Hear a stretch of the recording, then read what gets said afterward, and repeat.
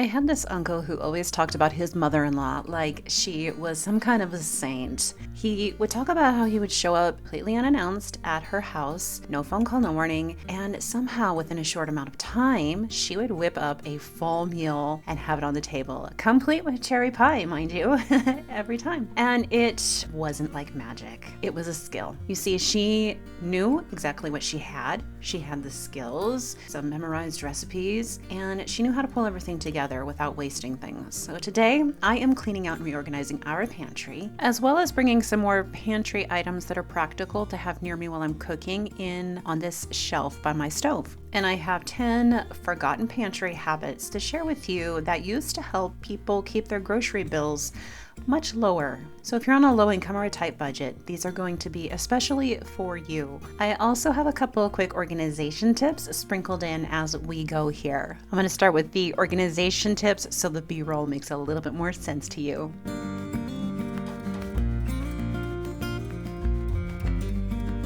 Since the whole family uses the pantry, it makes no sense for me to do this all by myself because then they won't know where anything is when they go to find it. So we're going to empty it all out and tackle the pantry together as a family so that everybody knows where what they need is at in the pantry.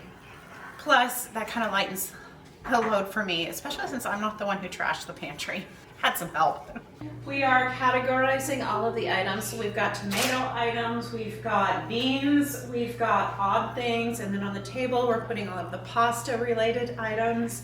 This is really helpful when you're cleaning out a pantry or reorganizing a pantry, because if you make a pile of each category, you know exactly how much space to allocate for that when you go back to put it in the pantry. This is all going really quickly and I'm getting very overwhelmed very quickly.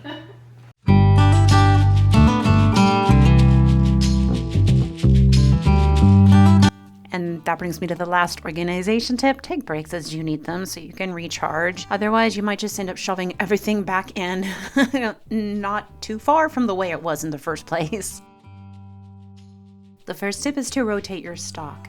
First in, first out rule. When women of the previous generations would come home from the store, new items would go to the back and old items came to the front. Always. This way, what had been their longest would get used first. So this is called first in, first out, and it's the same system that grocery stores use and restaurants use. So they didn't invent it though. They borrowed it from the home kitchen. When you skip this food, it doesn't spoil loudly. It expires quietly in the back of the shelf where it goes to die.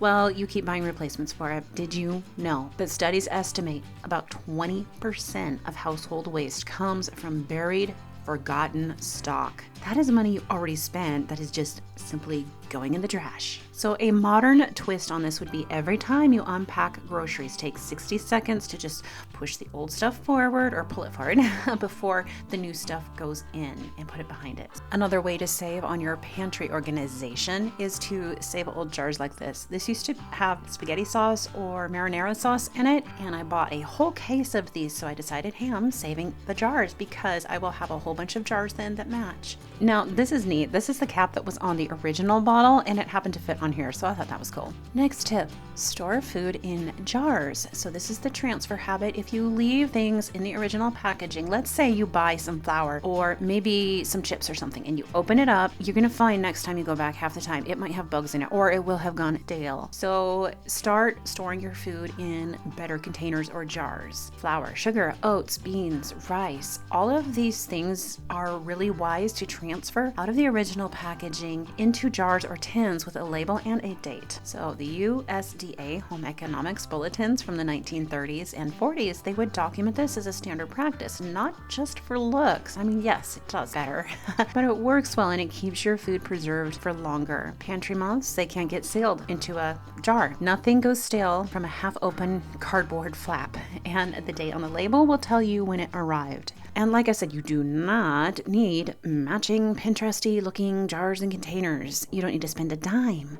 The modern version of this is just to wash and save the glass jars that you buy your spaghetti sauce in, or your pickles. Hey, those pickle jars, gallon pickles, those are the best jars you can find. Are always really thick and sturdy, but also sometimes salsa. Piece of masking tape and a marker, that can be your label. Doesn't have to be fancy. By the way, Azure does make lids, really nifty lids, the recap lids, and then lids with pour spouts that go on mason jars if you want special lids for this. So next tip, meal plan from what you already have.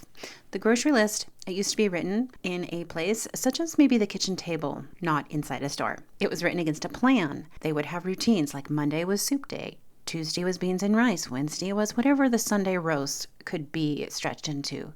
So before you open a grocery app or write a single thing down, open the fridge first or the pantry and plan some meals, maybe even if it's just 3 meals from what's already there. And write your list around the gaps, not the other way around. Next tip is to use every bit, which is no waste cooking. So you see this in my videos here all the time. I will teach how to cook up or roast up a roast or a chicken and then stretch it into soups maybe. And then I'll take the bones of that and I will make a bone broth and a soup stock.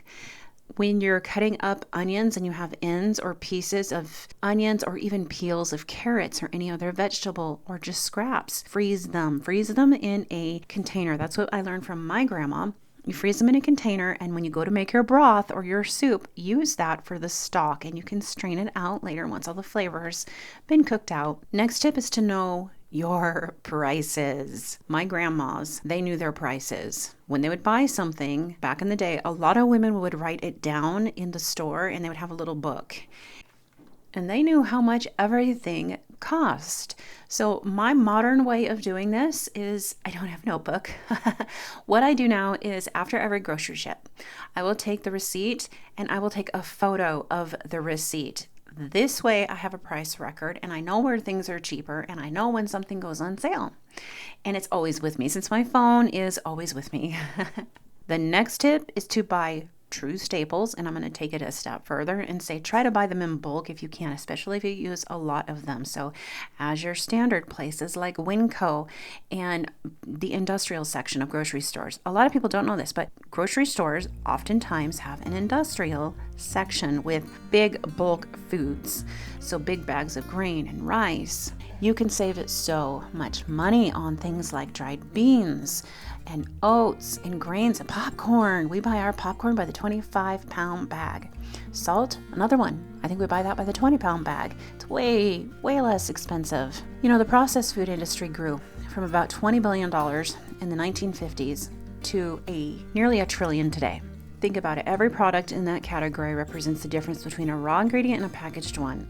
And oftentimes between mediocre or poor health and much better health. I mean, we're literally paying more to feel less good. So a modern version of this is to pick a packaged, convenient item that you regularly buy and find a way to make it from scratch this month. Maybe just one. Instant oatmeal to whole oats, maybe.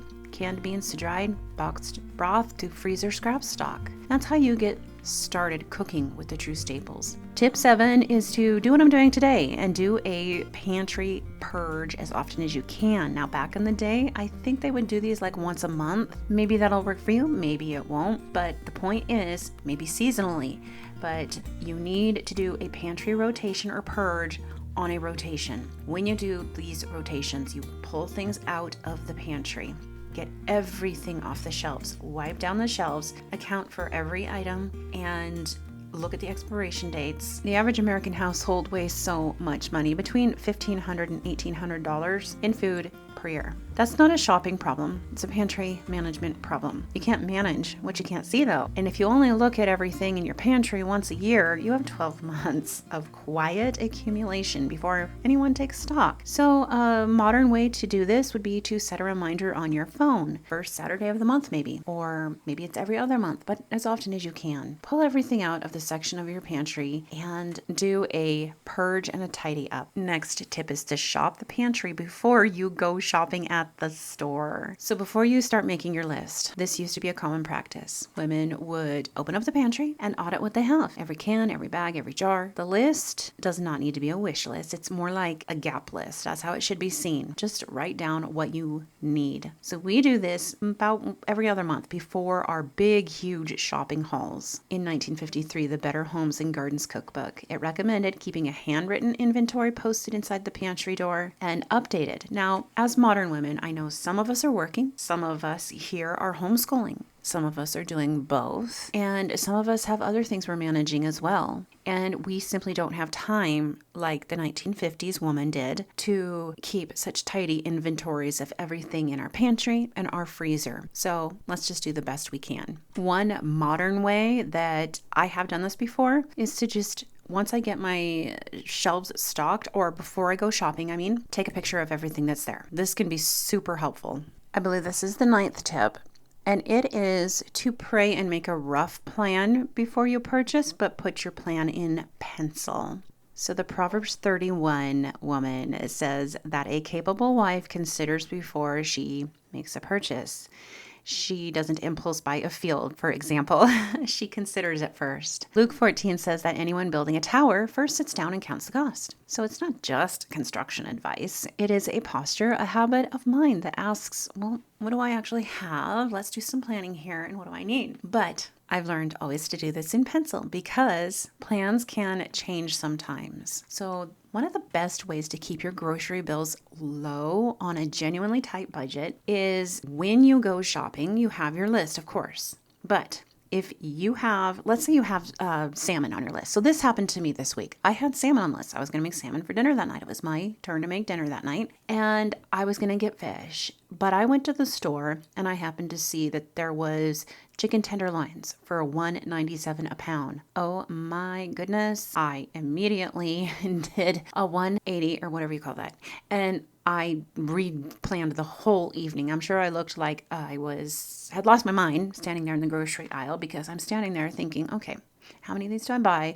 What should I make? What's the new plan? And I made a new plan right there. I went and I looked around for more things on sale, and that's how I planned out the entire dinner menu. So before you write your list, open your grocery app or anything like that, say a little prayer, Lord, please lead me to the good deals today, and open up your pantry and see what you have, and then go from there. Make your plan from there, but be willing to replan and renavigate if you find better deals. My last tip is to look at some of the meal planning apps there are. I am telling you, these made our life so much simpler. I had no idea how easy meal planning could be. Now, let me tell you something that might feel a little too familiar. Have you ever gone to the store, got stocked up on everything, gotten the fridge full, the pantry's full, and somehow a couple days later, nobody can figure out what to make for dinner?